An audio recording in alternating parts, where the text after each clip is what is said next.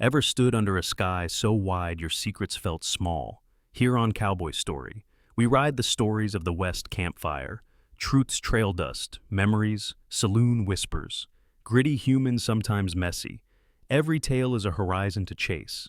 Subscribe, pull up a stool, and maybe find a little courage for your own frontier. The bell behind St. Gideon's Church tolled once, and let the cold swallow the rest. Snow lay over the cemetery in a smooth white sheet, broken only by a new rectangle of turned earth and the dark shoes of Ash Hollow's townsfolk. Breath hung above them like ghosts. A strip of tin wind chimes on the parsonage porch clinked together in the north wind, a thin, bright sound that did not belong at a burial. Nora Pike's coffin went down on ropes that creaked. Men in coats dusted with frost paid out the weight, a hand at a time. The pine box looked small in the hole, as if the ground had grown too hungry. Mayor Silas Hart stood close to the pastor. Gloved hands folded the collar of his black coat cleaned of every flake. His profile was a cut stone. He bowed when he should bow, nodded when he should nod. When he spoke to the pastor afterward, it was low and shaped like sorrow, the kind of voice that carried to the edges of the crowd and sounded like care. Sheriff Amos Cutter watched from the second row, hat brim, wet eyes dry. His index finger tapped the crown of that old hat tap, then still. His jaw worked once and settled. He had seen enough winter burials to know the difference between grief and performance. His gaze slid across the mourners and parked a moment on the tall shape of Hart and the woman at his side. Lila Hart kept her bonnet lowered. A dark ribbon tied beneath her chin hid most of her throat. She stepped forward when the others held back a slim figure in a blue wool dress that was neat but not new. In her gloveless hand, she held a short bundle of dried lavender. She knelt and laid it on the mound. The gravediggers had smoothed her fingers, lingering on the cold soil as if memorizing the feel of it.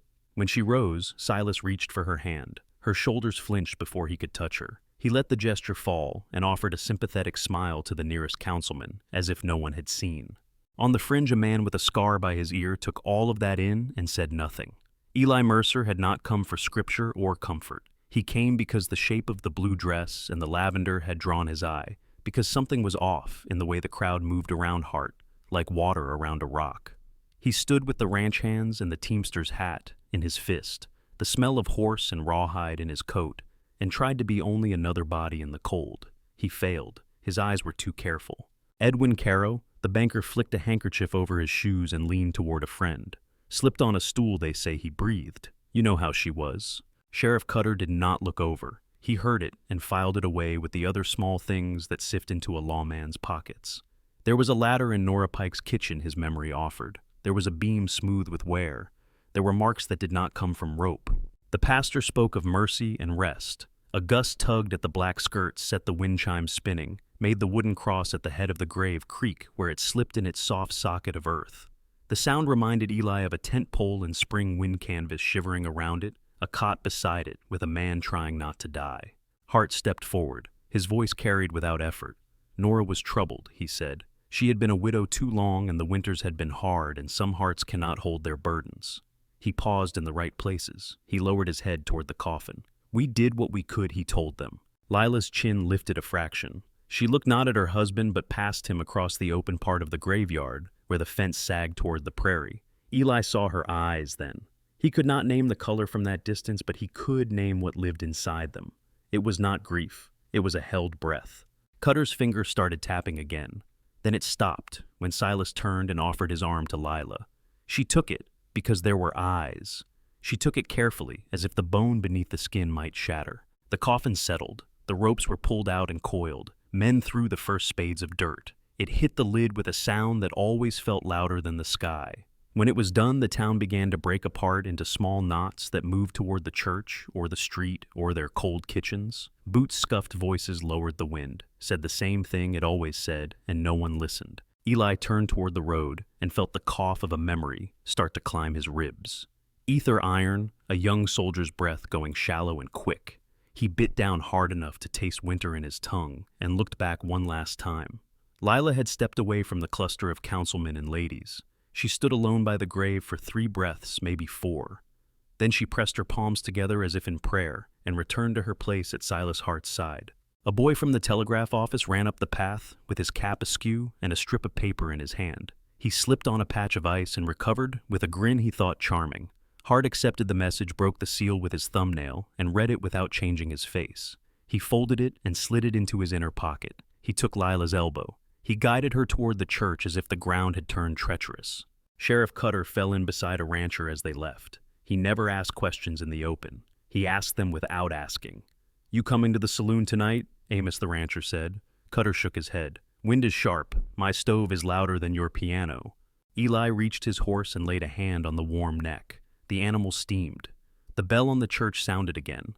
He swung up into the saddle and did not look back at the mound of earth, the lavender now half buried under a lace of fresh snow, the lover of order standing with his hand on the small of a woman's back. The street in front of the church had gathered people who wanted to be seen helping. The storekeeper's wife offered Lila a shawl she did not take.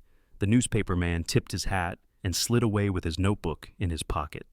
Underneath the noise and the thin, brittle smiles, the town was already dividing itself into those who would say, "Poor Mayor Hart," and those who would lower their voices when they said his name. The wind chimes clinked again. Lila paused and glanced toward the parsonage porch. Eli saw it from where he sat his horse.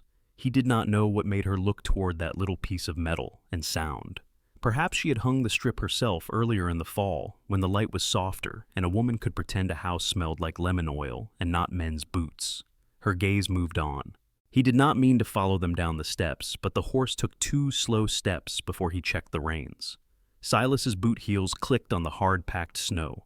Lila's shoes were near silent. A ribbon at her wrist flashed blue where her glove had ridden back. The old uneven line of a stitch showed above it, white against white skin. The image caught on something inside Eli. A stitch done quickly pulled too tight. He looked away at the sky scoured clear in the wind, at the ridge of the bighorn smoking with blown powder. Then he looked back and found Sheriff Cutter watching him across the street. Cutter's eyes asked and warned in the same look. Eli nodded once. It was not an answer. They all moved. That was what people did after a grave had been filled. The mayor and his wife headed for the church doors. The banker buttoned his coat and told someone that the town would have to look after the fragile ones better. 2 boys ran along the fence and knocked snow off the pickets. A girl dropped a handkerchief and did not go back for it. Eli turned his horse toward the cottonwoods at the end of the lane. His cabin sat 12 miles north up a draw where the wind did not lose, and the firewood was stacked high against a wall.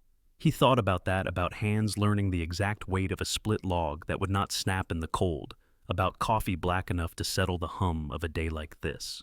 Halfway down the lane he passed a woman he knew by sight. It was Widow May Bennett coming up with a covered basket. She gave him a nod. Her eyes were not on him. They were on the church and the black coat leading a blue dress. "You think she did it?" she asked without looking his way. Her voice had a rasp, the kind a coal stove gives a body in January. "No," he said, "not her." The widow kept walking. "Good," she said.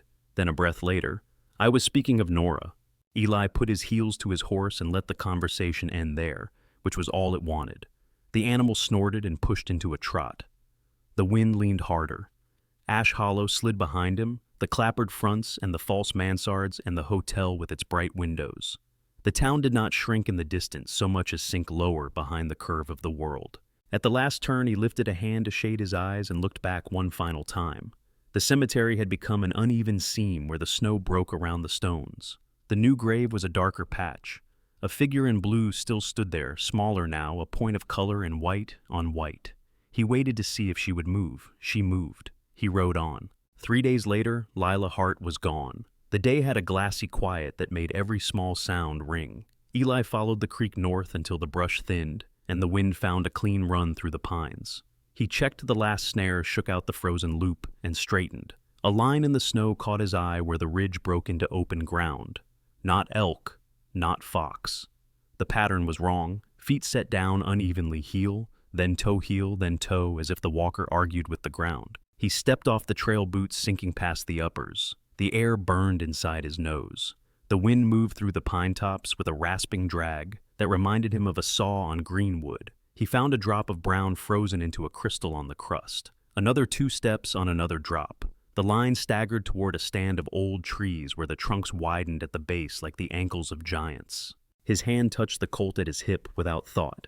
He did not feel excitement. He felt the dull set of readiness that had lived in his bones since a different winter, a different kind of field. The figure was there, slumped against a trunk where the wind had piled a drift for shelter. A woman in a dress that had once been deep blue. The hem was shredded. One sleeve hung by 2 threads. Her feet were bare and red and slick, the skin broken in places, frost white at the edges of the toes. Her hair had come down and stuck in knotted ropes to her cheek. Her lips were the wrong color. Her eyes opened when his shadow crossed her. The pupils were slow. She looked at the gun before she looked at him. Her voice was a scrape, not much more than air. End it. For half a breath, his hand tightened on the grip. He saw canvas lamplight, either a boy who had begged with the same voice. He had been out of morphine then. He had made a choice he did not speak of. No, he said, not today. Confusion moved across her face, then a kind of dull disappointment. He shrugged out of his coat. It was heavy and lined, and still held the smell of smoke from the last fire. He wrapped it around her and felt the chill of her through the wool. He slid one arm behind her knees, the other behind her shoulders, and lifted. She did not weigh much. Her head fell against his neck. Her breath came in light jerks that barely brushed his skin. The horse stood 20 paces off, hip turned to the windtail, twitching. Eli set her side saddle so the coat covered her legs. He climbed up behind and pulled her back into him, one arm under the coat, one hand on the reins. The horse shifted and blew steam. Eli touched its neck and spoke into its ear. The words did not matter. The calm did. They took the long line of the creek for smoother ground. Snow squeaked under iron shoes. The cold bit through his gloves and into his finger bones. The woman shivered once, her teeth clicking. He felt the tremor as if it were inside his own chest. The sun had no warmth. It laid pale light over everything and left the work to bodies and flame. She tried to talk once. Wait, The rest was lost in a breath that failed to carry. He did not answer. He tucked the coat higher around her shoulders and watched the line of spruce that marked the bend toward his draw.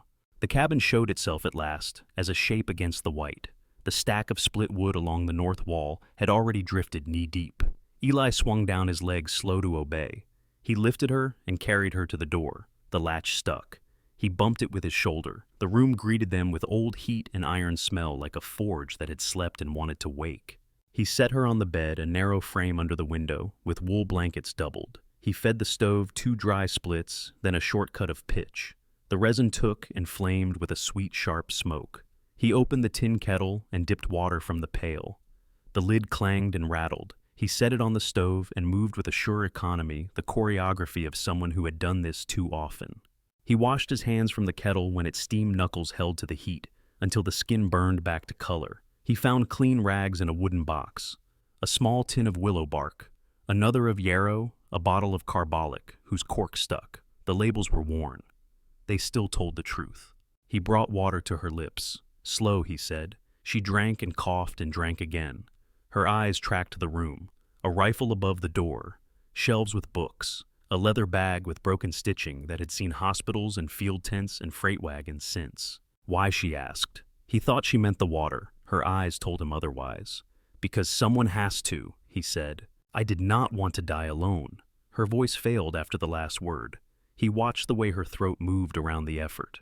You are not dying here, he said. The tone did not ask for agreement. He pulled the blanket back an inch. I need to look, he said. She grabbed a cloth in both fists and held on.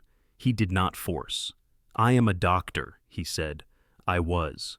I will not hurt you. Her hands opened a finger at a time. He folded the blanket down and checked the skin without lingering.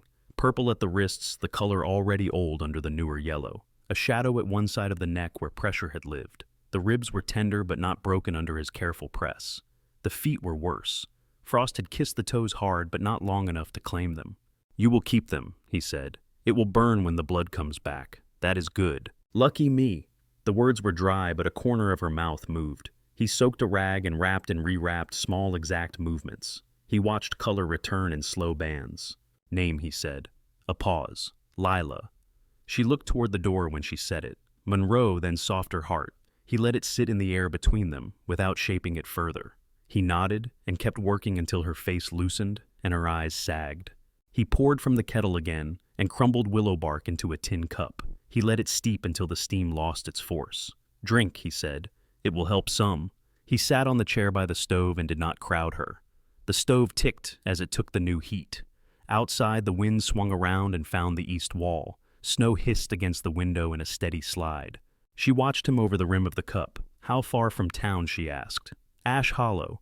"Half a day if the road holds," he said. She nodded and closed her eyes like a person closing a door. "You can sleep," he said. "I will be here." Her hand tightened on the blanket and did not loosen until he added the last words. He reached to pull another blanket from the chest and laid it across her. The weight of it eased something in her shoulders. He checked the latch on the door, then the back window, then the rifle. He laid the Colt on the table where his hand knew it without looking. He set the kettle on the back of the stove where it could keep talking to itself. He set the chair where he could see the bed and the door and the window in one line.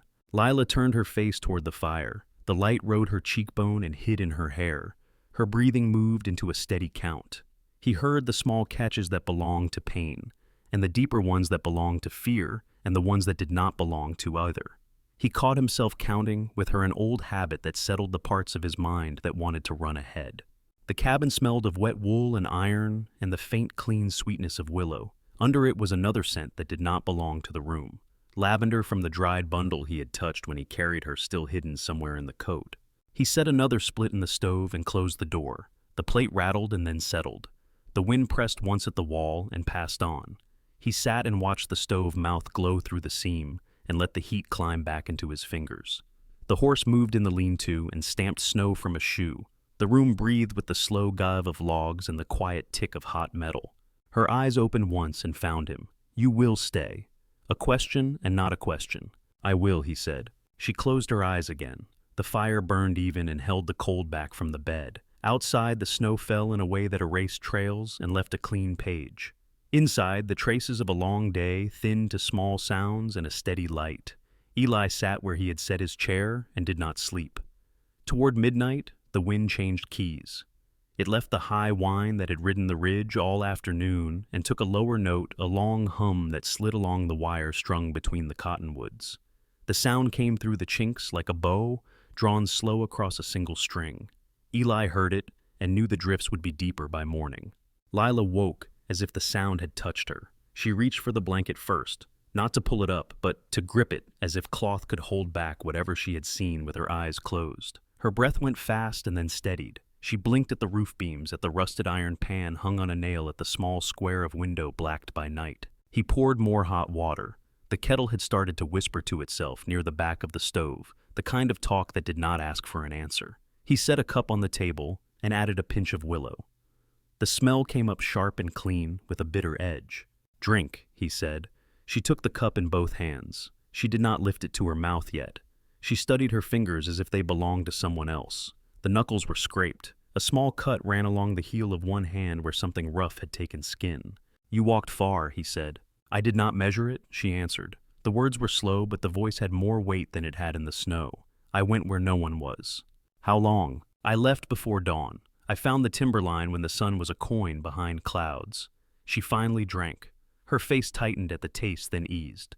"I took my shoes off when I could not run in them anymore." He kept his eyes on the stove door. The coals had settled into a red seam that breathed when he opened the draft. He set another split of dry fur inside and watched flame find the sap. He did not say that taking shoes off in that kind of cold cut a body in two ways, one you could see and one you could not. The first could be wrapped and rewarmed. The second lived under the bones and hid. Her gaze went to the leather bag on the shelf. The black stitching had come loose along one edge. She nodded toward it. "Doctor," she said, or was. He wiped his hands on a clean rag. The word did not sit easy in his throat. He had not used it as a name for himself in a long time, long enough that the world had filled the space it left. "Field," he said at last. "Tense and rough plank." After that, a small room in a town that wanted a man to take out splinters and bring babies into air. He touched the bag with 2 fingers, as if to prove it was weight and not story. He set it back where it was. Her eyes moved over the room again. The rifle above the door, the neat stack of wood, the books with their spines worn smooth. On the table near the window sat a small wooden box with a lid that slid back and forth. It was the only thing that did not look like it had a purpose anyone else could guess. He reached for it without thinking, and then stopped. He left his hand in the air for a count, then lowered it to the table. She saw that and waited. He slid the lid enough to show what was inside. Paper packets folded in a careful hand. He lifted one. The ink had faded to tea color, but the words still held. Sunflower. He pinched the corner and showed the seeds flat and dark, like little tight eyes. She smiled, and it did not look like something that caused pain. You keep summer in a box. Sometimes a body needs proof. It will come again, he said. He let the seeds trickle back and set the packet where he had taken it. She watched it for a beat longer than a look needed, then put her eyes on him. You know who I am, she said. He did not answer with a name. He nodded once. He will say I am sick, she said. He will say I forget things. He will tell you what my own mind does. The stove popped and threw a small spark against the plate. Eli moved the poker and watched the red settle. He put the kettle back on the hottest ring. His voice stayed level. You came here in weather that would kill a man who did not want to live. You did not forget the way. Her mouth trembled when she set the cup down. Not the lip that trembles when someone cries. It was the small, uncontrolled pull a muscle makes when it has been held steady too long and lets go. She touched the ribbon at her wrist with her other hand, then tugged her sleeve higher, as if to take away his guessing. The skin beneath was ringed in yellow and green old colors overlaid with newer ones. The marks had shapes that did not belong to accidents. A thumb had lived there. 4 fingers had lived opposite. She rolled the sleeve back down and tied the ribbon with 2 quick moves. The knot sat neat on the inside of her wrist where most eyes would not notice it. Sometimes a town is a house with thin walls, she said.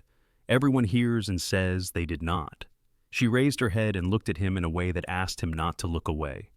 There was a woman, Nora Pike. She wrote things down because writing in a book looks like nothing when men stand in a parlor. Names and figures, who gave what to whom and for what favor. It is in a place where he does not own the floor yet. Where? The boarding house on South Lane. Mrs. Keene keeps it. 2nd floor room, the one with the window that looks toward the blacksmith. The board nearest the bed squeaks. The one after that lifts. He let the words settle and did not chase them. He went to the shelf and found the little tin of yarrow and set it beside the willow. He held out his hand for her left foot. She gave it to him. He worked slow and steady, feeling for heat where there should not be any and color where it needed to come back. He wrapped each toe and then the whole foot and then did the other. He did not ask more questions while his hands were on her skin. She watched his face as you would watch a landmark when crossing a piece of open land. He felt it and kept his own breath easy. When he finished, he lifted her feet onto a folded blanket to keep them off the cold of the mattress. He sat back on the chair.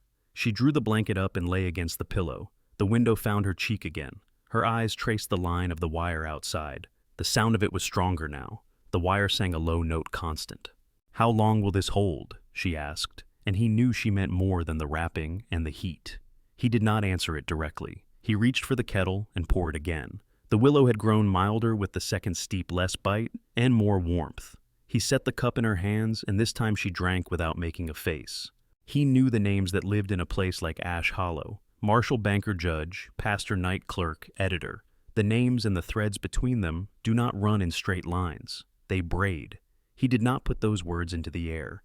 He kept them and felt the weight of them, like the weight of a gun on a table where you could reach without looking. She set the cup down and let her eyes close. She did not sleep yet. Her mouth moved. He tried to catch it and could not. He leaned closer, not enough to touch. She spoke again, barely above the sound of the wire. He keeps papers in his vest, she said. A letter came at the grave. He pretended not to read it. His voice stayed like I thought it would stay. Her head lifted a little from the pillow, then eased back. It smelled like ink even in the wind. He remembered the boy from the telegraph office, the slip of paper and the grin. He pictured a vest pocket and a thumb splitting a seal. He pictured a mind that filed everything and worried nothing because it believed nothing could touch it.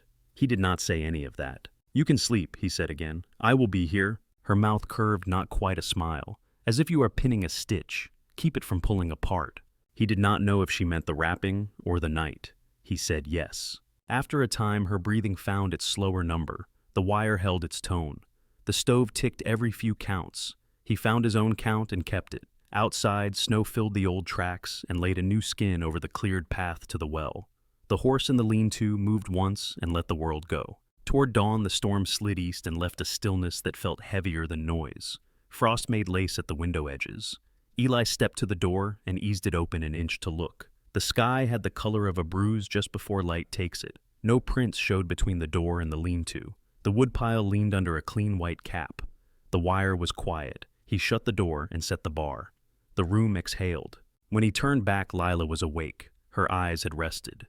The violet shadows beneath them had lightened. She reached to touch the rim of the cup on the table, and then thought better of it, as if holding still was the kinder act for a body that had walked too far. "Are you always this careful?" she asked. He pulled his chair nearer to the stove. "Care is a habit," he said. "A good one. Some habits start mean and turn useful if you hold on long enough." The words came out before he weighed them. He let them stand.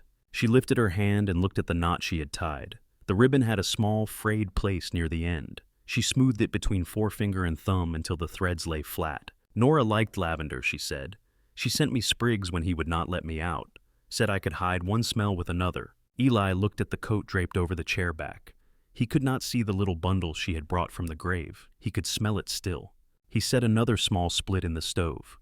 The day took on a faint color at the window. Not full light, but enough to tell shapes from each other without the fire. He checked the bandages once more with the back of his fingers just to feel the temperature through cloth. He did not speak while he did it. He did not need to. When he sat again, she drew a breath that filled the room and released some part of it, not all. Enough to let her eyelids drop without fight. Her hand loosened on the blanket. The ribbon lay quiet on the pulse at her wrist. The little wooden box on the table sat with its lid closed, Summer folded away and waiting. The wire outside gave a single faint note and stopped. The cabin held the heat. The day began. By noon, the light had gone thin and sharp. Frost crawled new lace along the window pane where their breath had touched the glass in the night. Lila slept in fits, waking to swallow a mouthful of willow and falling back with the blanket firm under her hand. Eli set the chair so he could see bed door and the small square of window in one glance. He laid a second split to keep the stove low and steady. Smoke rose clean and straight from the pipe, no more than a thin thread against the pale sky. The horse in the lean-to pricked its ears and turned. Hoofbeats came up the draw slow, and even the kind a rider uses when he wants his approach to be heard before it is seen. Eli stood and took the rifle from its pegs. He did not point it. He let it live in his hands. He moved to the side of the door and set his shoulder to the jamb. A shadow crossed the window. A gloved knuckle rapped twice, then once more after a pause. Eli lifted the latch and opened the door a hand's width. The cold pushed in. Sheriff Amos Cutter sat his bay gelding with his hat low and his scarf iced at the edge. He kept both hands on the reins and turned his face a little so Eli could see his eyes. "You going to keep me on the stoop?" Eli Cutter said. "Or you going to let a man thaw his fingers?" Eli studied the tree line past the sheriff. No other shapes, no metal glint. He pushed the door wider and stepped back. The sheriff swung down with the care of a man who knows his knees and set the reins over the hitching peg. He stamped once on the threshold and came inside without touching anything. The stove gave a soft tick. Cutter held his hands toward it and did not crowd the heat. He took in the room with one long look that missed nothing and said nothing. His eyes found Lila in the bed. The hat came off and stayed in his hands. "Afternoon, ma'am," he said to the air near her and to Eli that wind keeps its teeth. Eli set the rifle against the wall where he could reach it without thinking. "Coffee," he said. Cutter nodded. "If it is honest coffee and not whatever you boiled last time I came through." He tried a smile. It did not sit long on his mouth. Eli poured from the kettle into a tin cup and handed it over. The sheriff wrapped both hands around it and let the heat seep into the leather gloves before he drank. "Town is stirred," Cutter said. "Hart has a man tacking up handbills from the rail yard to the bridge. Posters say Mrs. Hart has a delicate mind and wandered. Posters say there is a reward for information that returns her to her family." He lifted the cup again and swallowed. "The telegraph has been busy. There is a marshal headed this way from Cheyenne. Ransom Hale. He and Hart have played cards before." Lila's eyes were open. She had not moved when the knock came. She watched the sheriff from the pillow without lifting her head. Cutter did not look at her long. He set the cup on the table and rolled it between his palms. "I rode past some men Hart pays to look like volunteers," Cutter said. "They will sweep the river road, then make a show in the cottonwoods, so the newspaper can say they did." He turned his hat in his hands. "I can spend a day, maybe two, looking hard in a place you are not. That is the time I can buy, without finding myself without a badge." Eli said, "Thank you." The words were plain. He did not put anything on them. Cutter nodded once. "You helped me pull a boy out from under a wagon wheel last winter in the livery yard. I have not forgot." He looked at the bandages on Lila's wrists and then at the coals. He tapped his finger once against his hat brim and stilled it. "There was a woman," he said. "Nora Pike." He let the name sit. He looked at the edge of the blanket near Lila's hand. "She wrote things," Lila said. Her voice was low but steady. She hid the book under a floorboard where the bed rides. Mrs. Keene keeps the keys to nothing. You will find Hart's people before you find the right board if you go loud. Cutter's head tilted a small move that meant he had heard. He picked up the cup and finished the coffee. He set it down without noise. Silence held for the count of 3. Hart has another piece on the table, Cutter said. A man named Boone Calder. Some call him a bounty man. He rode through here 3 summers back and left a pair of markers on my ledger I did not like to write. He shoots before a sentence gets its period. If he is in it, then your door needs its bar at night, and your smoke needs to be small in the day. Lila's mouth tightened. Eli watched the way her fingers pressed the blanket, and then relaxed the same rhythm they had found when she slept. He kept his voice easy. I will keep the fire low. He did not say more than that. Cutter drew a folded packet from his coat. He put it on the table. The paper was damp at the edge from melted frost. The top sheet showed a quick hand sketch of a woman's face and the word missing. The reward line was generous. The sheriff did not touch the papers again. I do not take these words as true, he said. My job says I post them. Maybe my judgment says I leave one here and forget to nail the rest to the cottonwood by the bridge until morning. He lifted his eyes to Eli. That is the time I said.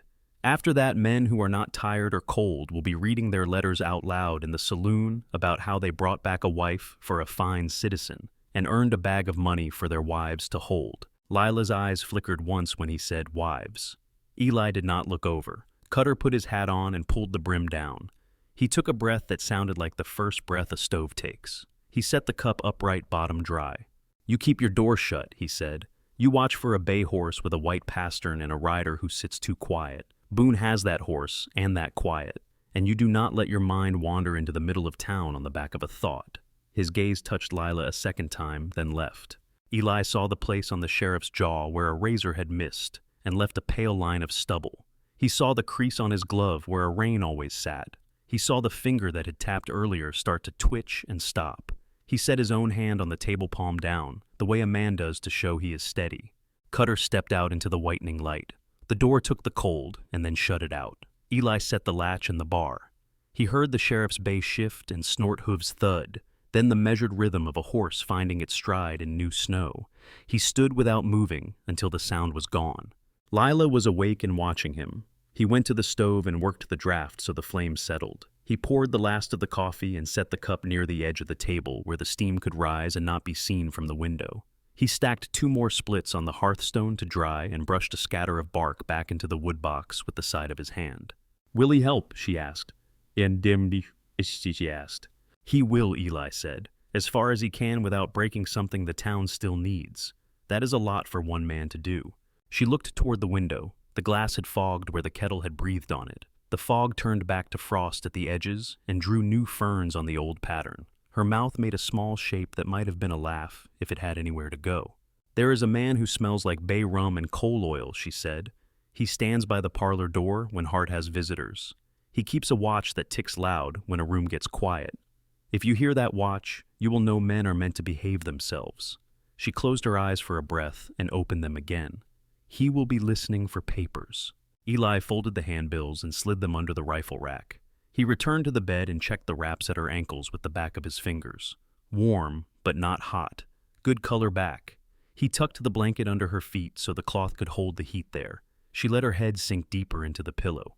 The line between her brows eased. Outside, the wind shifted once more and laid new snow over the line of tracks in the yard. The horse shook himself under the lean-to and settled. The wire on the cottonwoods gave a single low note and stilled. Inside the cabin, the stove breathed, the coffee cooled, and the room held the kind of quiet that can carry weight without breaking. The sky had turned a hard white by afternoon. Light came off the snow in a way that flattened distance and left edges knife clean. Inside the cabin, the heat held steady and dry. When Lila sat up, her hair fell forward. She pushed it back and tested the ground with the edge of one foot, finding the floorboards with her toes as if they might shift. Eli set his hand near her elbow without touching. She stood on the second try. The room tilted for her and then settled. She took one slow step, the blanket dragging like a small animal behind her heels, then another. Pain showed in the tightness around her mouth. Triumph showed in the set of her chin. Good, he said. Do not hurry. She nodded and kept moving. She crossed to the table. She let her fingers skim the grain where his knife had left little half-moons from cutting meat. She turned and stood there with both hands flat. The breathing came easier. She looked at the door. "Cold will bite," he said. "I know what it feels like," she answered. He opened for her, and the air pushed in clean and sharp with the resin smell of pine. The porch boards were powder white. A drift had curled up against the step like a sleeping dog. She stepped onto the threshold and closed her eyes for a count. The wind ran its hand across her face. She opened her eyes and found the dark line of the creek, the black tips of spruce, the ridges washed in glare. He brought her boots and thick socks and a strip of wool for each foot. He wrapped the wool snug and slid the socks over, careful not to let seams bite the tender places. The boots were his second pair, smaller, still too big. He stuffed cloth into the toes so they would hold. She flexed her feet inside and nodded. "A little," he said. "A little," she agreed. They walked the length of the porch twice. She put weight carefully heel, then toe. On the third pass, her face unknotted. He set a bench against the railing and let her rest. The wind had a dry hiss today, like sand under a door. Somewhere a branch knocked against another and made a hollow clack, slow and regular. "You have a gun," she said. "Yes." "Teach me." He studied her for a beat. She held his look, not challenging it, not asking permission. He went inside and came out with the Colt and a leather pouch of cartridges. They walked to the low stump near the lean-to. He tore a strip from an old feed sack and pinned it to a knot in the dead wood. The white square made a hard little moon. "Stand with your feet under your shoulders," he said. He stepped beside her and set his own feet so she could mirror them. "Let your shoulders fall. Breathe." He opened the Colt and checked the cylinder. He put one cartridge in a chamber and turned it away from the hammer. He handed her the weight. She took it in 2 hands. "Do not jerk," he said. "You will want to. Let the sight cut the white. Breathe out and keep breathing out while you squeeze." She raised the gun. The muzzle moved in a small circle while her arms learned the ask. Her shoulders dropped the last fraction. She breathed. The shot smacked the winter air. The sound bounced off the trees and ran out across the draw. Smoke crawled up around her wrists, and the smell hit in a fast wave, burnt and oily, with a sweet note that came from the old powder. The white square showed a tear on its left edge. She kept both hands on the grip. Her throat worked once. "Another," he said. She took one breath to clear the taste, and another to set the sight. The second shot went closer. The third sat inside the white. "Good," he said. "Enough for today. You will be sore." "I am not glass," she said. He nodded. He set the Colt open and spun the empty chambers with a thumb so she could watch the star claw and the light move. He cleaned the mouth of the barrel with a patch from his pocket and slid the gun back into its holster. The leather creaked a little. The smell of oil clung to their hands. They went inside. She sat and rubbed her jaw where her teeth had clicked with the first shot. He set 2 bowls on the table and ladled out beans that had been warming at the back of the stove. He slid a plate with cornbread between them and set a knife with a handle he had wrapped in hide. They ate without hurry. Heat came back up into her face. She glanced toward the little wooden box. "May I?" she asked. He slid it closer. She opened the lid with care and lifted one of the folded packets. She read the word out loud. "Sunflower." She pressed the paper to her thumb and felt the thin rattle inside, then returned it to the other packets. When she spoke next, her voice had steadied into something that could carry. "If he has boon, and if Hale answers when heart writes, I cannot sit." Nora's book sits on a board under a bed across from a window that freezes on the inside in January. Her eyes flashed in the middle of the sentence. She blinked and let her mouth soften. Mrs. Keene keeps the kitchen clean enough to eat from the floor, and she hates men who spit by the stove. The back porch door sticks when the weather goes from warm to cold, and again when it goes back.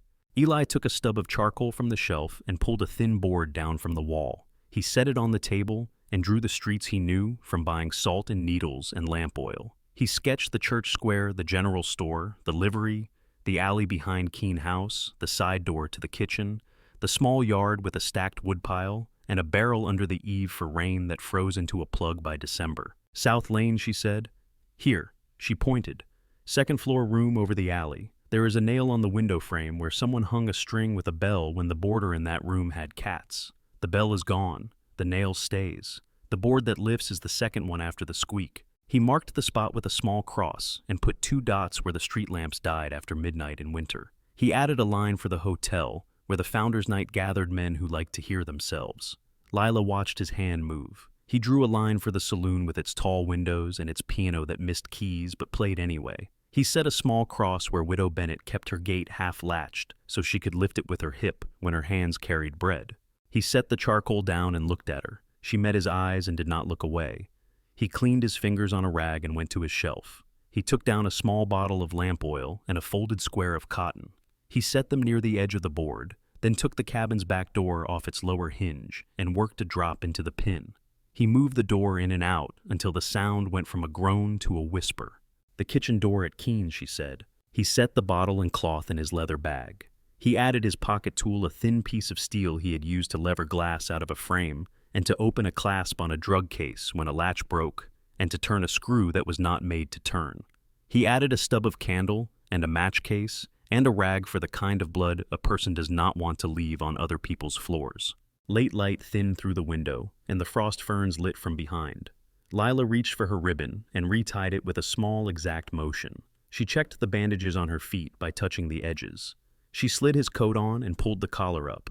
The coat hung heavy on her frame. It warmed even before the stove could do it. She put her hand into the pocket and found the sprig of lavender she had tucked there at the grave. She breathed it and let it go back in. A sound of hoof on crust came thin from the draw.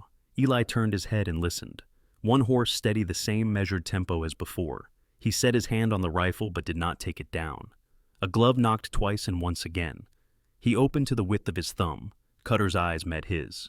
The sheriff lifted his chin toward the road behind him. "Tomorrow," Cutter said. "Hotel lighted and liquor bought for the town fathers. Men who like to watch a room watch each other. If something noisy happens at the saloon, at 8 men will turn their heads the wrong way for half a minute." He kept his voice even and low. His gaze flicked once at Lila and back. "You did not hear that from me." Eli kept the door as it was. "Thank you," he said. Cutter touched 2 fingers to the brim of his hat. He looked like a man who had eaten too much salt and not enough bread. He backed his gelding and turned it with his knee. The sound of hooves went from the porch to the yard to the draw and then away. Eli set the bar. The room took its old shape. Lila watched him from the chair.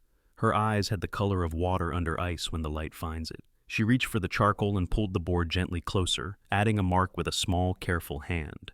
"Here," she said. "Mrs. Keen's kitchen keeps a jar of flour near the door. It sits on a shelf that slants. If you brush it, the flour will pour and leave a white sheet for Boots to write on." He nodded and drew a circle there. He set the oil bottle deeper in the bag. He wrapped the gun belt in a piece of cloth so it would not catch or shine. He set 2 biscuits in a pocket and the last of the cold meat in another. He filled the canteen and tightened the stopper until the leather squeaked. He blew the lamp and let the stove be the light. Supper was quiet. Spoon against tin, the soft sound of breath, the small clink when a cup touched the table. When they finished, he washed the bowls in hot water and set them upside down on the clean board. She dried them with the hem of an old shirt that had been folded for rags. He set the little wooden box back in its place with a touch that was almost a promise. The sky outside slid toward blue. A thin band of rose hung low over the far ridge. The porch had taken on the look it always got before full dark, the boards losing edges, the posts turning to columns of gray. Eli moved through the room and checked the latch, the window, the hinge he had oiled. He put the map board and the leather bag near the door, where his hand would find them, without light. Lila stood and let the coat ride her shoulders. She reached into the wooden box and took 1 seed from the packet and set it in her pocket beside the lavender. She did not explain why she took it. He did not ask. He saw the way her hand rested there for a beat before she let it fall. When he banked the stove for night, the iron gave its soft knock as it settled. The last light faded and left the room held in a deep, steady glow. He set the chair where it had been the night before. She lay down and pulled the blanket to her collarbone. Her eyes stayed open long enough to find his shape across the dark. He nodded once and she closed them. The wind sat down on the ridge and the trees breathed a slow sound. The cabin kept its heat. The map waited near the door. The night deepened by small measures no one counted aloud. Snow had a crust on top that broke under weight with a soft crack. The sky went from pale to iron by slow degrees, then to a kind of cold blue that held its color long after the sun dropped behind the ridge. Eli tied the leather bag to his belt where it would not swing. He checked the colt by touch. Lila wrapped her feet tight and slid into his smaller boots. She put his coat on, and the collar hid most of her throat. The ribbon at her wrist sat under wool. They left at twilight. The horse took their weight and moved with care along the creek, where the ice lay thinner under blown powder. The wind was from the west and carried a smell of smoke that did not belong to their stove. Ash Hollow showed itself in a pearl haze. A line of lamps along a single crooked street, the higher square of the hotel windows, the church steeple like a finger with frost on it. They tied the horse in the shelter of a stand of willows behind the churchyard. Frost had silvered the fence pickets. The bell did not move. Eli set his hand on the animal's neck and left the warmth of it with reluctance. He lifted the leather bag and felt the weight of it, then looked at Lila. She nodded. Her eyes were clear. They went into the dark between the church and the stable and found the back lanes by memory and the flat shine of packed snow. Voices rose ahead from the saloon. The piano struck a few confident notes, stumbled, then found itself again. Men laughed with the kind of sound that wants to be heard outside the door. The hotel across the street had curtains drawn and light fat behind them. Wagons stood along the alley behind Keene House. Their wheels threw long shadows on the snow. They stopped in the yard where the kitchen door sat under a short porch. The barrel near the eave had become a column of ice. Eli slid his fingers along the lower hinge and felt the cold of the iron. He took the cork from the bottle of lamp oil and put one drop on the pin. He moved the door back and forth until the sound went from a slow groan to a damp breath. Lila stood a half step back and watched the yard. Her breath did not cloud because she held it. He cracked the door and let warm air come to him. The kitchen smelled of yeast and coffee and wood smoke. A banked fire gave a dull glow through the stove mouth. A pan sat under a cloth. He saw the flour jar on the slanted shelf by the door. The shelf tipped forward a hair. He reached over and steadied the jar with his palm, while he slipped through and set it back farther than it had been. Lila came after him 2 steps and pause, 2 steps and pause, leaving prints that sat clean on old boards. He closed the door with 2 fingers. The catch seated without a sound. The kitchen held its heat like a cupped hand. A pot of water breathed on the back eye. The smell of bread reached them in a small wave that faded. Lila put her hand against the wall to bleed off the tremble that wanted to take her. She took it away a second later and rubbed the touch from her fingers on her skirt. Voices bled from upstairs. Someone coughed in a hall. A door clicked shut, then another. Eli looked at Lila. She pointed to the back hall with her chin. He went where she showed him, past the pantry with its jars under cheesecloth, past a broom that had worn the shape of the corner where it leaned. The hall opened on the main stair. The carpet runner was thin and patched in 2 places. He put his weight on the places where the treads had a shine and skipped the one where the shine broke. Lila followed, counting under her breath. He could not hear. At the top, light leaked under a door on the right. A woman's voice read numbers to herself, soft as a needle moving through cloth. Mrs. Keene. Lila put a finger to her lips and moved past with a step so quiet it felt like respect.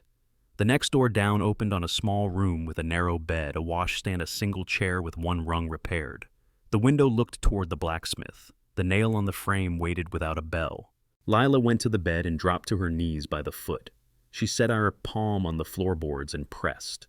One gave a little and squeaked a high, tidy sound. She slid her hand to the next board and felt the difference the way a seamstress knows a thread count without seeing it. She took the thin steel from Eli and slid it under the edge. The board lifted with a dry sigh. She reached into the dark and found cloth. She drew out a small book bound in leather. The leather had gone smooth and dark from handling. A thin cord wrapped it twice and tied. Her hands were steady when she undid the knot. The first page held a date and a single name and a number. The next page held 2 names and a place. The ink was neat. It had been written by a woman who knew the shape of letters and why it mattered. She closed it and slid it under her coat. Her fingers went back into the space and touched something else.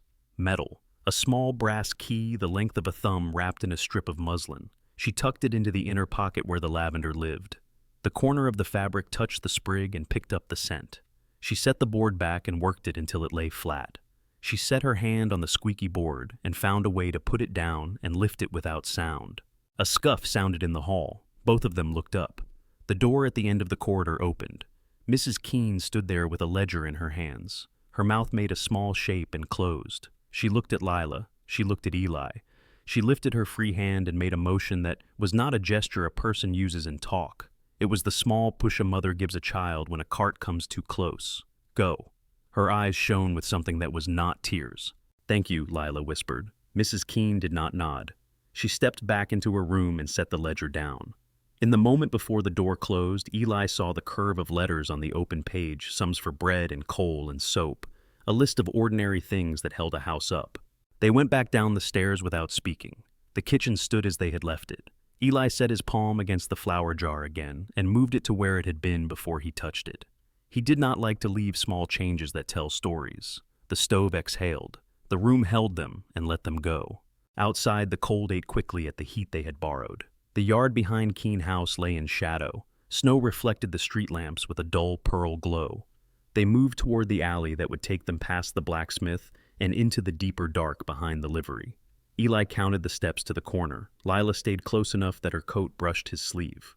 They reached the gap between Keene House and the next building. A man stepped out of that thin space and blocked it. He had the shape of a tall fence post that had stood too long in the same weather. His coat hung straight heavy with sleet at the hem. His hat brim held a flat rim of frost. The smell that came off him was bay rum over old smoke. "Evening," the man said. His voice carried no weight and no hurry. "Boone called her." Eli said, "You know my name." Boone smiled with the lower half of his face. "That saves us time. The mayor is missing someone he owns. That person owes him an appearance. My purse is light." Lila did not step back. Eli set himself a breath in front of her. He saw the man's gun hand hang easy thumb near the guard fingers, loose and sure. He felt his own hand relax on the grip and then tighten the way you would hold a bar lid that wants to stick. He knew Boone would move on the breath between words, not after. "You will come quiet," Boone said. "No need for anyone to get loud." The saloon carried a long burst of laughter across the way as if to disagree. "No," Lila said. The words sat plain in the air between them. Boone's eyes flicked at her quick and cold. Eli watched that flick and used it. He moved a half step and set his shoulder into Lila's hip. He pushed her sideways toward the old water trough. It had a lip of ice and a hollow under the crust where the last fill had dropped and frozen. She went with the push without fighting it and disappeared below the rim. Boone's hand came up. The revolver cleared leather with a sound like a breath caught short. Fire broke at the mouth of the barrel. The bullet cut the air close to Eli's ear and took a splinter from the post behind him. Eli had the Colt up already. He did not think words. He thought the front sight onto the center of Boone's coat and eased his finger. The first shot hit the shoulder and turned Boone a fraction. The second went where the turn had opened a line. Boone stood for a second as if surprised to find himself still upright. His hat slid back. His mouth opened. The steam from his breath met the steam of his blood and made a thin cloud that hung and did not know where to go. He sank to his knees. The gun hit the snow and slid 2 inches. He reached for it and missed. He folded forward until his face met the cold and stayed there. The alley held the sound of the shots for a count and then let it out into the street where it bounced off saloon walls and glass and men's voices. A lantern lifted and bobbed. A shout went up, then another. Someone called sheriff. Someone else yelled something eager and ugly. Eli crouched and pulled Lila up from the trough. Her coat had ripped on a nail, and a wet line ran along the fabric. Her face had a spray of water and ice across one cheek. "Are you hit?" he said. "No. You." He shook his head. He took her hand and pulled. They ran. They cut behind the smithy and over the hard ground of a yard, rutted by wagon wheels. The smell of cold iron and old ash blew at them. They crossed a narrow street where the lamps were out. Boots beat the plank walk behind them. A voice called out behind and to the left. "There!" Eli ran on the side of his feet to keep from slipping, where the snow had turned glass under other boots. Lila kept his pace and did not look back. The churchyard gate stood open a hand's width. They went through without touching it. Tombstones rose like teeth under drifted snow.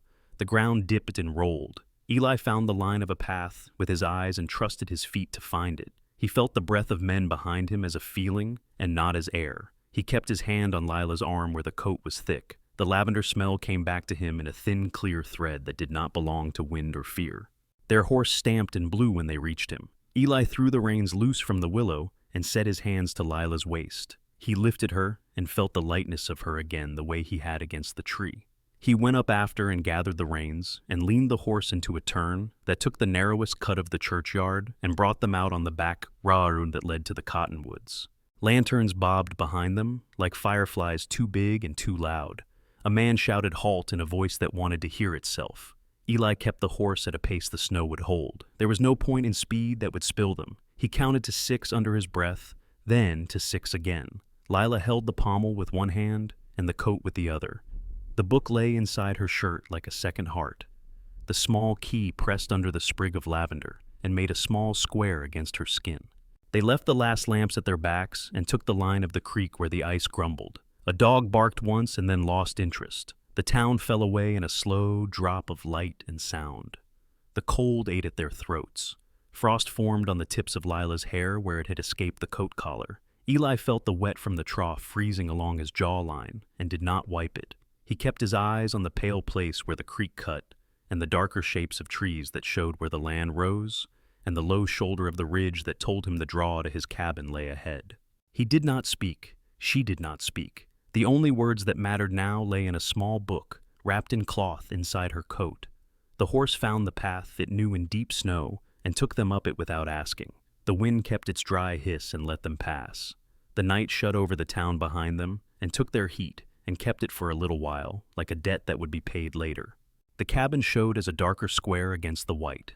Eli slid down and tied the horse with hands that did not miss the knot. He lifted Lila to the ground and felt her legs take weight. She steadied and looked at him. Their breath climbed into the cold and hung there together for a moment before it broke into smaller pieces and went away. Inside the door, the stove held a core of heat that flared when he opened its mouth. He fed it. He closed the iron and stood there with his hand on the latch of the stove door long enough to feel the metal warm his palm. Lila set her back to the wall and pulled the book from inside her coat. The leather left a faint mark of cold on her skin where it had pressed. She set the book on the table and untied the cord. She opened to the first page and put one finger on the neat date. She turned a page and then one more. The room filled with the faint smell of ink and old paper. Eli stood across from her and watched not the words, but the way her shoulders loosened, as her eyes moved the way something tight there finally made room for breath. Far down the draw, a single horse passed slow and alone. No one knocked. The wire on the cottonwoods was quiet. The snow at the threshold lay clean where two sets of prints would start again when the door opened next. The cabin breathed. The fire settled and held. The night had work to do somewhere else. The leather was cold when Lila opened it. The little book breathed out ink and dust and a ghost of soap. She set it flat on the table and kept one palm on the edge so it would not curl shut. Eli stood on the other side and watched the way her eyes moved rather than the words. Dates ran in a neat hand. Names stood straight as fence posts. There were numbers in tight columns that ended in a small circle with a line through it. Lila traced a line with one finger without touching the ink. Edwin Caro, she read. Loan ledger windowed to cash on hand. A figure that would buy a section of good grass. Her mouth thinned. The next page carried Marshall R. Hale travel and expenses and a note in the margin that said hotel room on account of Mayor Hart. She turned that page with care. There were other names. A judge who asked for coal and got coin. A foreman who put his mark beside a line that did not belong to wages. The entries kept their temper. They did not add words the writer could not prove. Every so often the letters grew tight and the pen dug deeper. Those lines sat under the names of women. Nora had given each one a letter so the book could carry them without breaking them. Lila stopped at a page with a smear where a tear had fallen and dried in summer. She breathed once and steadied. She slid the brass key from her pocket and set it by the book. The key had a cut like a bite taken from one side. It was wrapped in muslin that now smelled like lavender. Eli looked at it and back to the clean line of her jaw. He took a scrap of paper and a pencil from a drawer and copied out 4 lines in his small hand. He wrote Caro's name and numbers from 2 dates and the link to the mayor's accounts. He did the same for Hale. The pencil left a shine when it caught the lamp. He folded the paper into a square and slid it into his inner pocket. Sleep took them in an uneven way. The stove settled and woke and settled again. Before full light, they were in the saddle with the cold on their faces. The creek lay under thin ice that whispered and popped as they crossed at the shallow bend. Lila rode with the coat collar high and her hand on the horn. Her feet held the stirrups the way a hurt hand holds a cup firm but careful. Frost made a lace on the ends of her hair again. Eli watched for fresh sign on the ridge and saw only their own tracks from the night before crushed smooth by new fall. Copper Gulch sat low in a bend where the cottonwoods were stunted by wind. The bank was a clapboard room with a coal stove that breathed too hard for its size and a glass window with letters flaking off. Caro kept his hat on behind the counter. His vest pulled a little at the buttons. He looked up, and his eyes went past Eli's shoulder to Lila and then back to Eli. He smiled in the way a man does when he does not know what he is looking at and wishes to be polite. "Morning," Caro said. "Roads are mean. What can I do for you?" Eli set his gloves on the counter and did not take them off. He slid the folded paper out of his pocket and set it down. He did not push it closer. Caro hesitated, then pulled the paper to him with 2 fingers. The man's mouth flattened as he read. His eyes moved fast at first and then slowed. He put his thumb on the corner and did not pick the paper up. When he did look up, the smile was gone. He looked older in the light that came through the window. "You should not have brought this," he said. It sounded like a breath and not a thought. "We did not bring the book," Eli said. "Only words that are already true." Caro's gaze slid to the back door. A framed photograph sat on the shelf behind him. A woman with a round face, a baby wrapped and tucked in her arms. The frame was cheap tin made to look like silver. Caro blinked. He put one hand flat on the counter as if to steady it. "You have a family," Lila said. It was not a question. Caro swallowed. The sound was small in the breathy room. He straightened his vest with a nervous tug. "Men bring me money and I put it where ledgers say it lives," he said. "A banker has that job." He tried to make his voice idle and failed. His eyes went to the stove and stayed there. "You take Hart's hand," Eli said. "You take Hale's. The lines run through you." Caro folded the paper and unfolded it again. The coal stove popped and threw a spark that died before it touched the floor. He looked at Lila. He had to angle his head to see her past Eli's shoulder. His mouth opened and closed once. He lowered his voice. "You think the marshal is a man who fails to hear things he said. You think the mayor is a man who sleeps."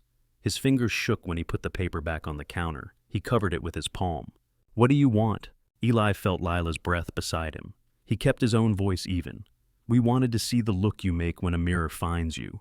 He picked up the paper and tucked it into his coat again. Caro's shoulders slumped. Something left his face, not weakness, a calculation that had stayed for years and then ran. He looked at the photograph of the woman and the baby and then at the street. A wagon rumbled by. The sound came through the glass like a hand over a mouth. "I need time," he said. The words came hard. The throat had to drag them into the air. Eli nodded. Caro took it as permission and not as the only answer a room could carry. He wiped his palms on his vest and tried the smile again. It did not lift. He walked them to the door because a man does that even when his hands are not steady.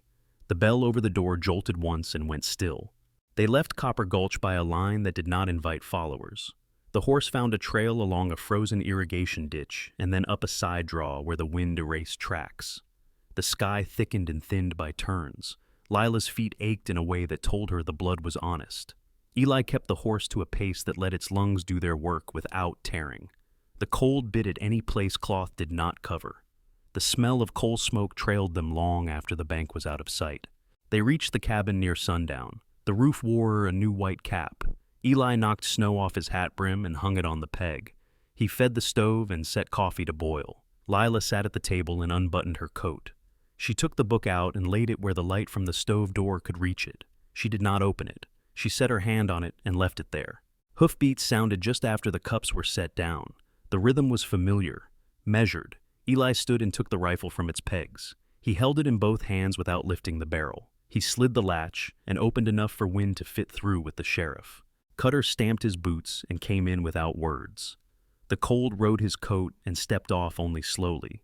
He pulled a bundle of paper from inside and put it on the table. He did not look at the book. He looked at their faces. "Caro is dead," he said. The words sounded like they made his mouth taste bad. "Found in his office when the bankman came to light the stove. They have written it as a sorrowed act."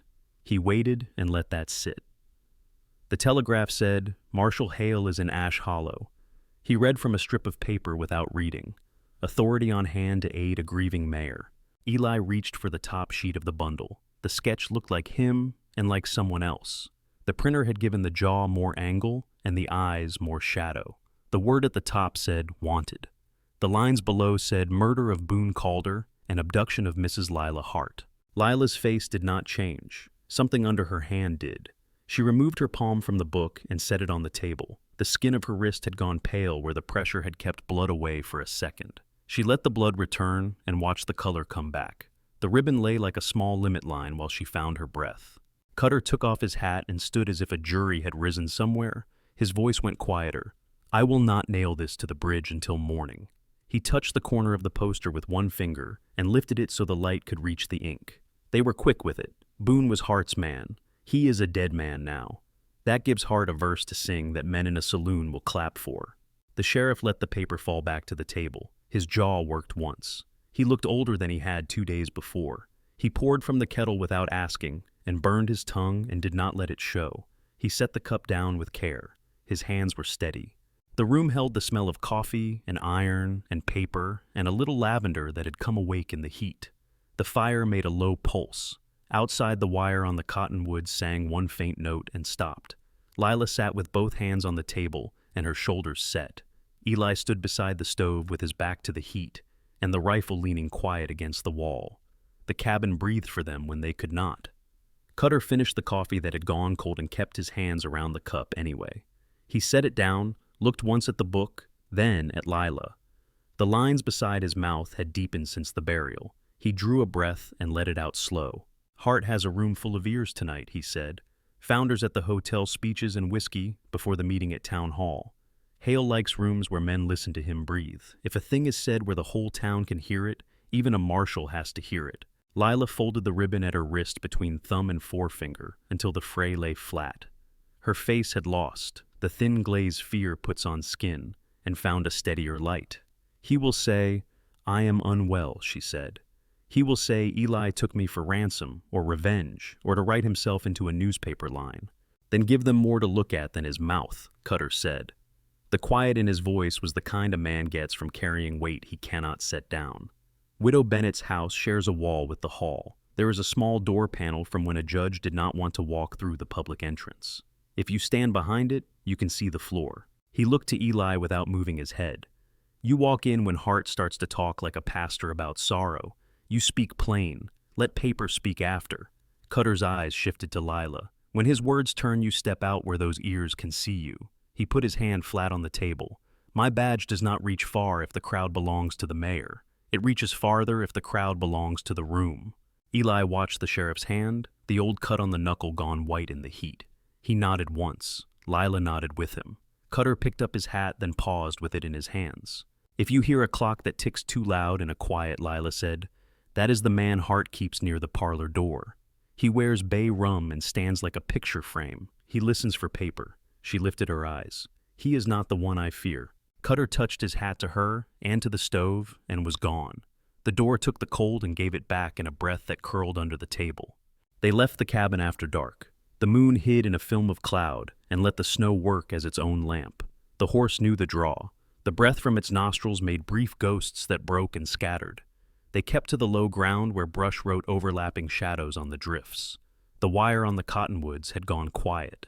They stopped at a scrub stand where the ground lifted. Eli slid from the saddle and walked the horse the last half-mile, one hand on the bridle, the other ready at his side. Lila's feet had learned the boots and moved with a careful trust.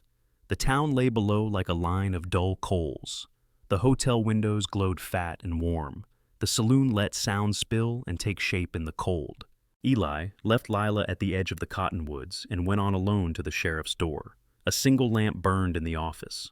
The stove inside thumped and sighed. The telegraph clicked once and then forgot what it had meant to say. Cutter opened at the first knock. He stepped back and closed the door as if he had not moved at all. The room smelled of iron and burned coffee. A map hung with tacks that had been pushed in and pulled out so many times the holes had grown into a constellation. "Hale is here," Cutter said. "He stands too near men and talks as if distance is a sin. He took a chair at the hotel in a free room he will not pay for." He passed his hand along the edge of the desk and picked up nothing. "I will be in the hall." He set his eyes on Eli. "I can turn a few men toward patience enough to keep pistols where they live. I cannot make a saint.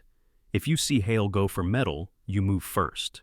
Eli's hand went to the seam of his coat where the Colt rested. He did not touch it. He let the thought sit there until it felt like weight and not a plan. Cutter watched him and read what he needed. "There is a rear lane down from the churchyard," Cutter said. "It comes up behind Widow Bennett's kitchen. She will leave the back gate on the latch and the lamp in the window. She bakes bread when the town cannot eat. Her house smells like a clean pan." He pulled a key from a drawer and set it on the desk. It was iron and simple. The panel is disguised as wainscot. 3 panels in from the corner, it sticks where the paint ran. Eli reached for the key and felt the cool of it sink into the skin of his palm. He tucked it under the edge of his vest.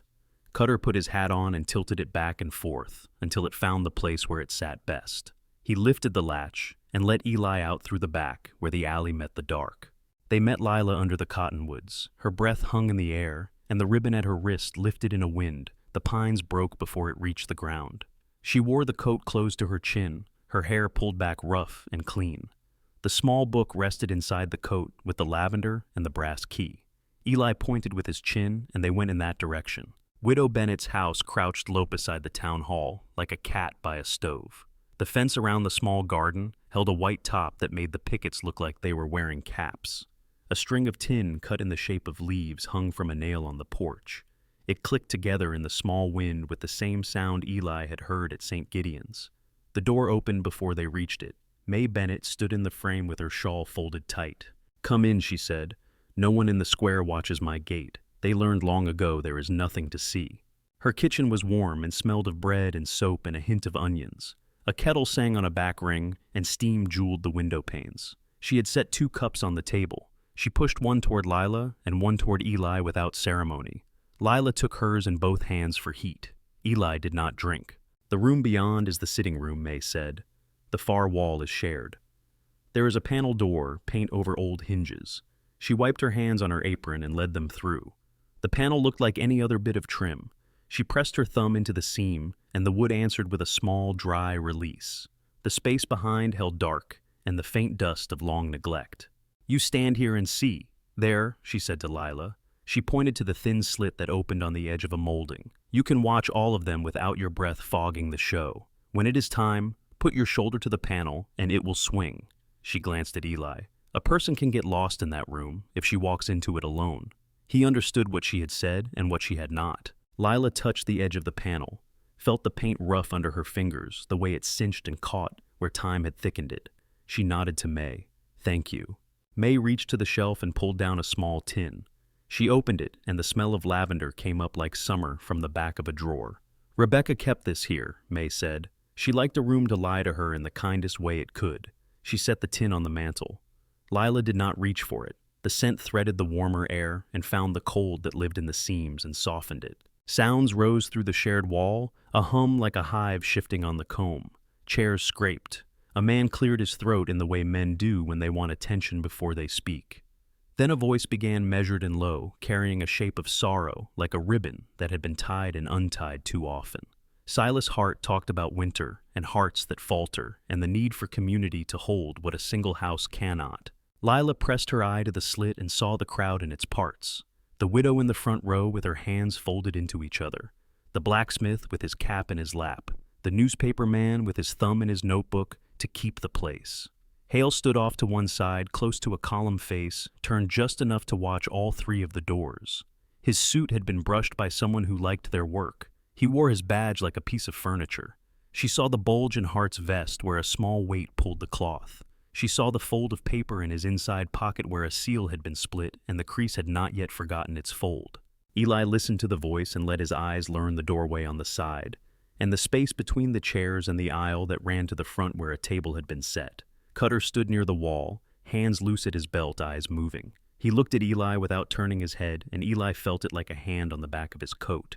May stepped closer to Lila, close enough that her shoulder touched the fabric of the coat. Then she stood still. A clock ticked in the kitchen. The small string of tin on the porch clicked once, and then lay quiet. The room on the other side of the panel rose and fell with breath and the scrape of chair legs. Hart's voice warmed as a man's voice warms when he works a room like a forge. Eli put his hand against the seam of the door to the hall, felt the cold hum through the wood, and knew where the crowd stood by how the floor took their weight. He lifted his face and drew air that smelled of lamp oil and wool, and winter pressed by bodies. Cutter's mouth shaped a word that did not carry. Eli stepped from the shadow into the line of the side aisle.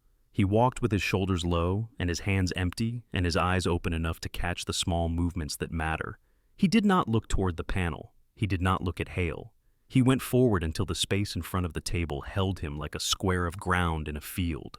Hart's voice faltered to a stop, the way a man's voice stops when it has not chosen to, and the room turned its face toward Eli as if the light had moved. Silas Hart stood at the front with his palms open, the picture of a man asked to carry too much.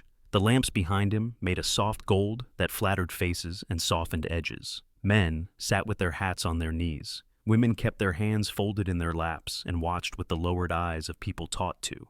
The room breathed as one animal. Eli moved into the aisle. The sound of his boots on the plank floor marked the beats between words. Hart's voice thinned and stopped. A hush pulled across the room and left the scrape of a single chair leg somewhere near the back.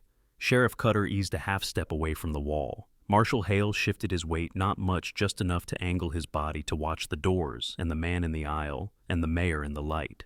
Eli let his hands hang open at his sides. He felt the heat of lamps on his cheek and the lift of cold coming under the main doors, where loose weather found its way in. Hart watched him with the kind of stillness a snake uses when a stick comes near. "Evening," Eli said. His voice carried without strain. He did not raise it. He looked at the room before he looked at a man. He kept his eyes moving slow enough that people could sit inside that look without flinching. "We are here to talk about Nora Pike," he said. A ripple went through the first rows and then through the rows behind. Cutter's gaze flicked toward Hale and back. Hale's mouth took on a small patience. Hart found the first smile he had practiced. "Mr. Mercer," he said, "you have been missed at church. The least of our flock has been lost, and we are gathered to comfort. Perhaps a man who keeps to the hills forgets how a town lives." Eli did not bite at it. "Nora wrote when she could not speak," he said. "She wrote dates, names, sums, and favors, who took and who gave. She put the book where Hart does not own the floor." The room moved again, a whisper of cloth, a cough. A man tried to swallow and could not. Hart's profile held, then eased toward concern. He took a breath with care and let it go. "She was fragile," he said. "Winter eats certain souls. We did what we could." Eli drew his hand from inside his coat and set a small object on the table in front of Hart. Leather dark with handling, a thin cord wrapped twice and tied. The room leaned forward without meaning to. Hart's eyes dropped and rose.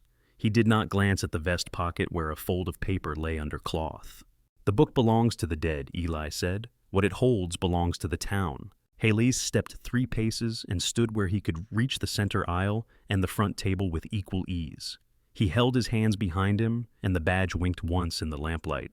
His voice had a preacher's patience. "These are grave words," he said, "the kind that snap when pulled. If there is an accusation, it should be laid in a place for it." He tipped his chin toward the small raised platform where the judge sometimes sat when law pretended to stand up tall in this room. Cutter's jaw worked once. He kept his hands low. The crowd in the middle rows had leaned toward the book, as if the table had a gravity to it. A woman in black reached for another woman's hand and missed by a finger width, and then found it. Eli did not move his feet. He put his palm on the leather to keep it still. He met Hart's eyes as you would meet the eyes of a man who had his palm on the small of another's back at a graveside. Hart did not blink. From the panel slit in Widow Bennett's wall, Lila watched the angle of the room and the heat crawl up men's throats.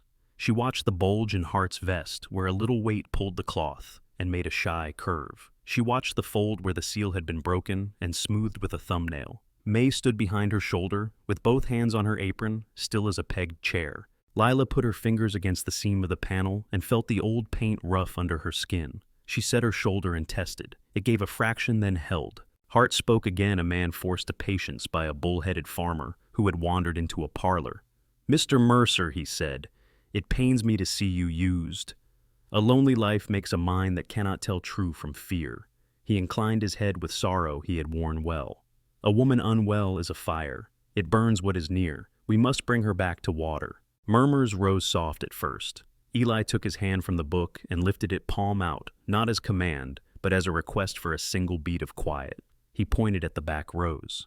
Mrs. Keene stood slowly. She held a folded paper.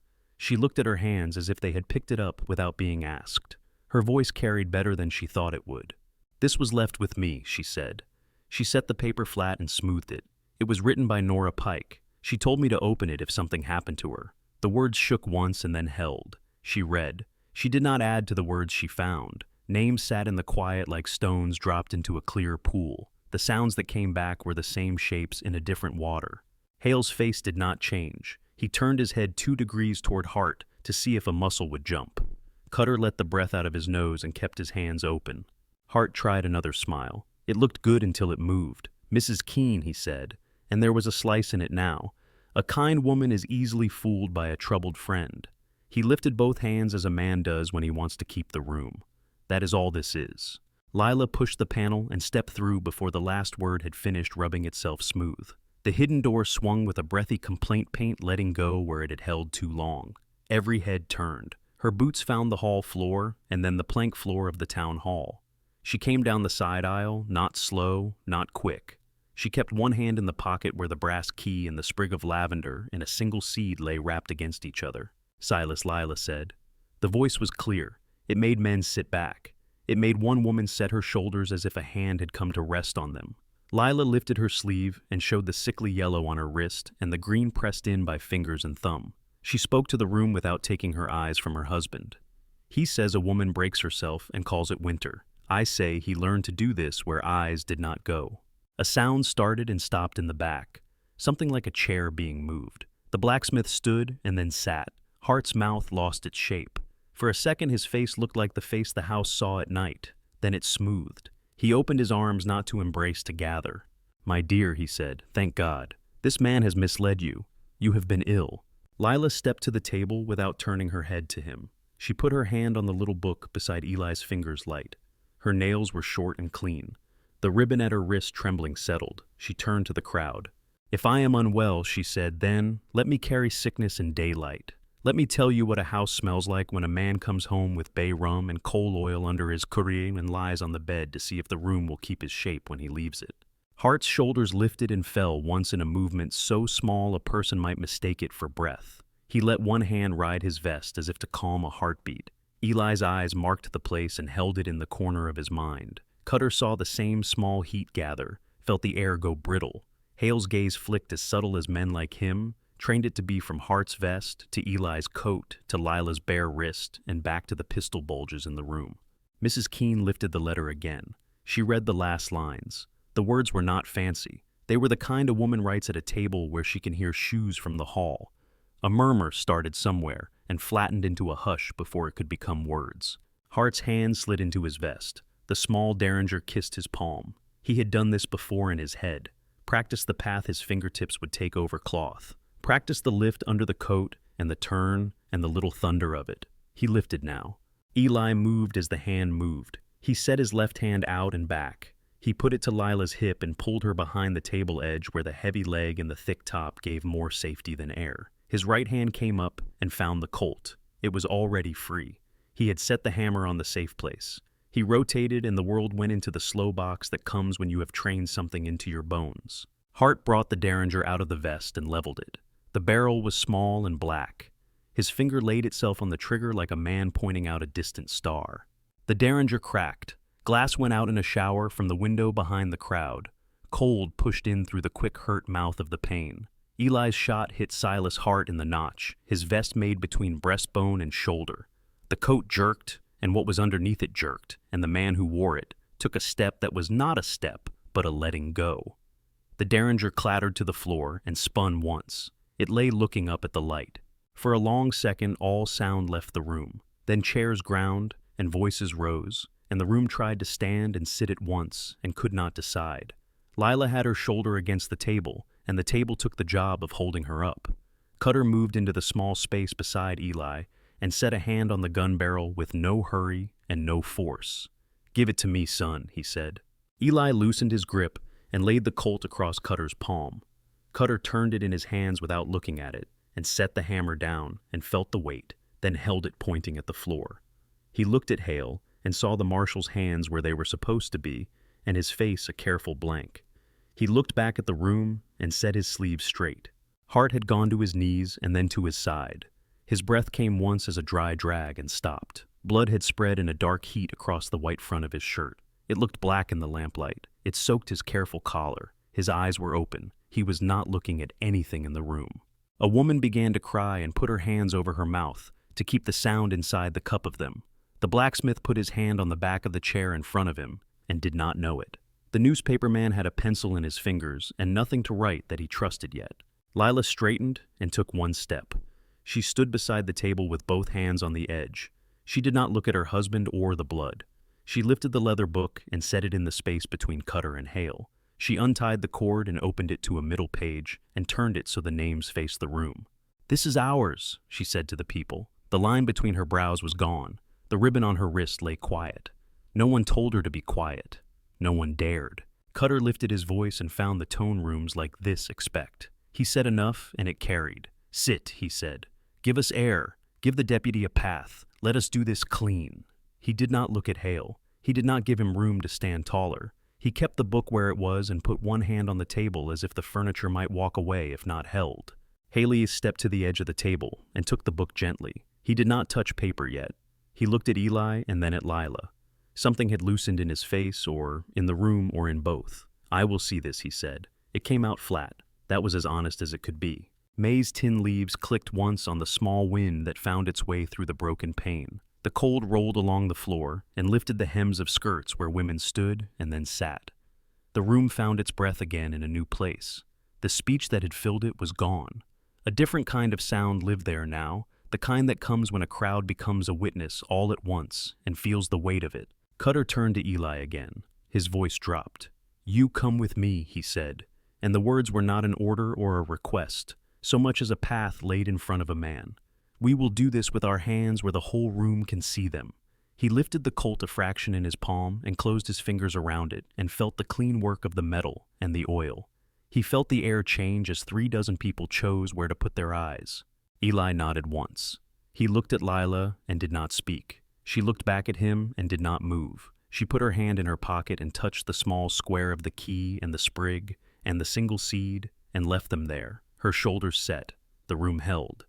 The wind slipped a small blade of night into the hall and let it lie on the floor. The town listened to itself breathing. The dead lay very still. The living did not run. The book stayed open. The law stood between two men and a table and waited for what had already been done to settle into what must be written. The hearing was held in the town hall because there was nowhere else to put that many eyes. The same lamps burned. The glass that Hart's derringer had broken was patched with board. Cold pressed at the seams. Cutter stood with Eli at the front hands where the room could see them. Marshal Hale took the book-turned pages without hurry and let the names do the speaking. People talked in the pauses, then fell quiet. Men who had sat easy under the old order shifted on the benches. Women held each other's hands in plain view. Hale spoke little. He asked for dates for where a line began and where it ran. Mrs. Keene answered when he looked her way. Lila named the floorboard and the room and the sound the boards made. Each answer found its place in the book as if the paper had waited for it. By noon, the verdict had the shape everyone knew it would take once the room belonged to the truth. The board that stood for a judge stayed empty, yet the rule of it settled. Eli had fired to stop a pistol lifted at a crowded hall. Hart was dead because he chose to make a weapon speak where words had failed. The law in the room called it just. Hale said the words clean and without flourish. Cutter set the Colt on the table and put his hand on it once before he returned it. Hale sent a wire to Cheyenne. The wire hummed back 2 hours later, with orders written in clipped words.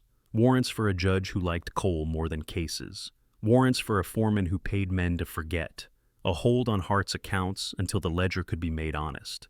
Hale folded the dispatch and put it in his coat. He did not look at the crowd when he said he would carry this work to the Capitol. He did not look at Lila when he said the ledger held his own name in a way that called for inquiry. He left with the book under his arm and 2 deputies at his back. He did not try to take the town with him. After that, the sound in Ash Hollow changed. The newspaper printed facts in tight columns and did not run a sermon beside them. Men who had filled rooms with talk learned to leave space between words. The saloon played quieter music for a few nights, as if sound might bruise something new and tender. Cutter went to the jail and packed his drawer with the things he had kept there too long. He came out with his hat in his hand and his badge turned face down and left it on the desk. He did not parade. He stood on the boardwalk and let the cold touch his face. The new sheriff, young and careful, shook his hand and did not pretend to fill his boots. Up in the draw, the cabin wore winter a little softer. Eli fixed a rail that had grown too long, then replaced the single bed with a larger frame he built with square pegs and sure hands. He planed the corners round so they would not bruise a shin. Lila stitched curtains from a bolt of rough cotton the storekeeper brought up on credit she did not ask for. She washed them in melted snow and hung them by the stove and watched steam find them and leave them. She set a line of hooks by the door for coats and a peg for a ribbon.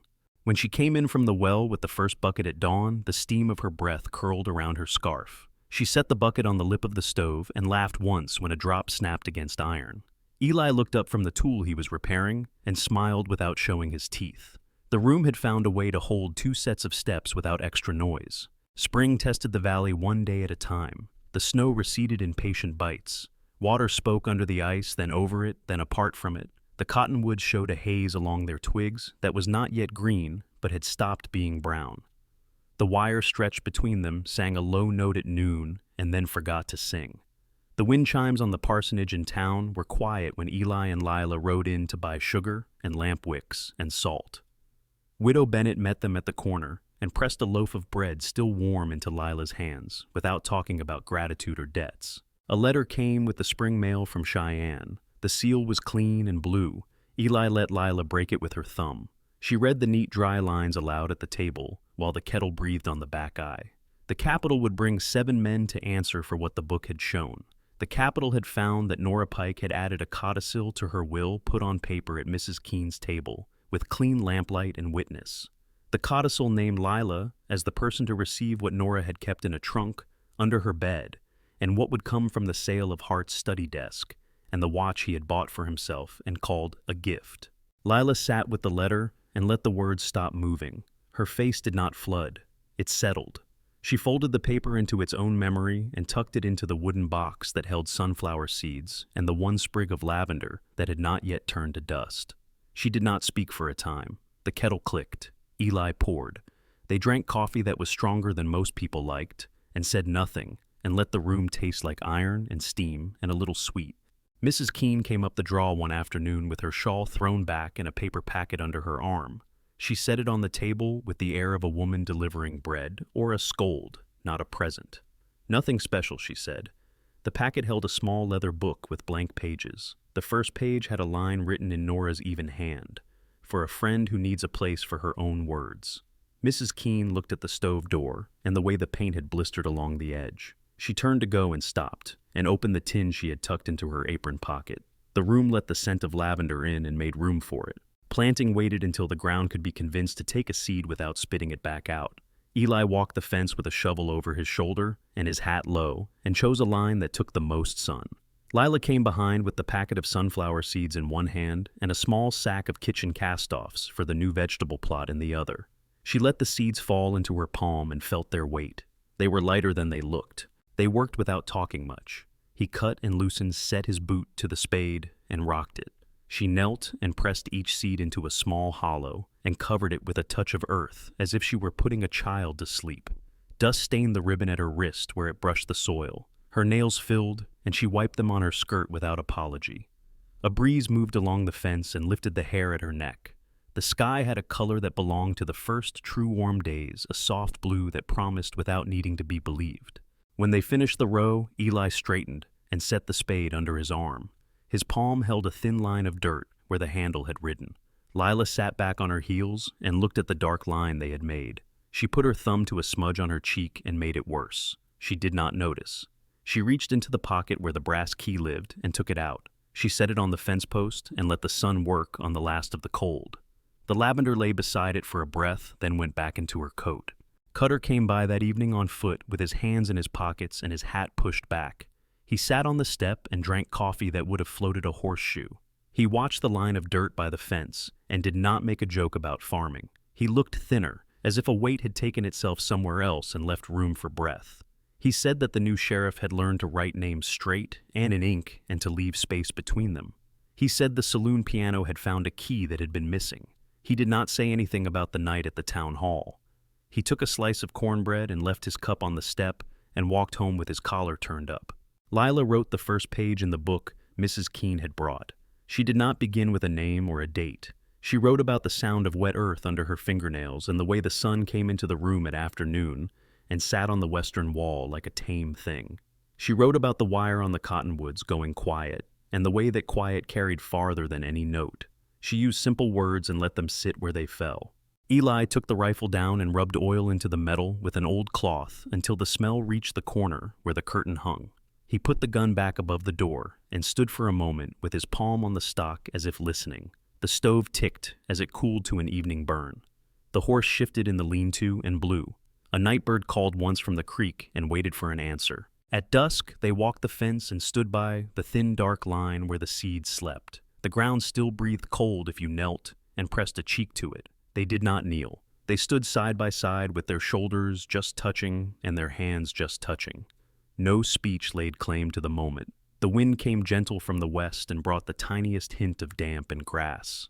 A light showed in Widow Bennett's window in town and then went out. The sky went from blue to violet, and then to a kind of deep that holds all the other colors out of sight but does not erase them. Inside the bed they had built took their weight without complaint. The curtain moved a little with the last of the draft. The book with blank pages lay on the table with the cover light open. The wooden box with the seed packets sat beside it. The brass key lay on the mantel where her hand had put it and forgot it. The lavender hid under a fold of cloth and kept its promise in the smallest way it could. In the morning the frost would be gone from the last shadow under the eaves. The wire would hold its peace. The row would look no different. Then later it would. For now, the cabin breathed slow and warm and even, and two people slept with their hands relaxed and unafraid. Outside, under a shallow cover of earth, small hard things waited for light. Thank you so much for listening to today's story. If this story resonated with you or made you reflect, I'd love to hear your thoughts, so feel free to share them in the comments below. And don't forget to like, subscribe, and hit the notification bell so you won't miss the next story.